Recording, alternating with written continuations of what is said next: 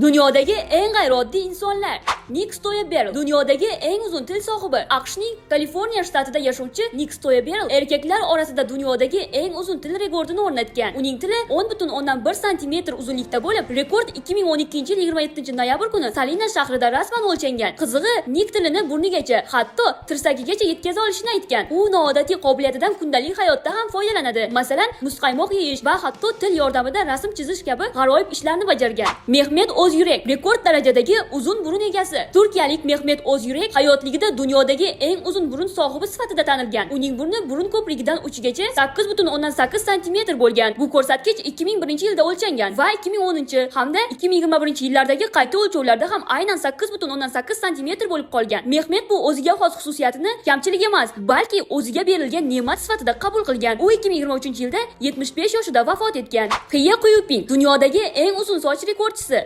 Xitoylik Xiye Quyupingning sochlari salkam 6 metr uzunlikka yetgan. Bu natija 2004-yil 8-may kuni rasman qayd etilgan. U sochlarini 13 yoshidan boshlab o'stira boshlagan va yillar davomida ularni kesmagan. Bunday uzun sochni parvarish qilish esa oddiy ish emas. Uni saqlash uchun katta sabr va doimiy ehtiyotkorlik talab qilinadi. Inson organizmidagi bunday noodatiy xususiyatlar kamdan kam uchraydi. Eng qizig'i esa, ayrim odamlar o'zidagi boshqalardan farqli jihatini yashirish o'rniga uni qabul qilib, butun dunyoga tanilgan rekordchiga aylangan. Dunyodagi eng dolzarb muhokamalarga sabab bo'layotgan yangiliklarni Toshkentliklar 24 kanalda kuzatib boring.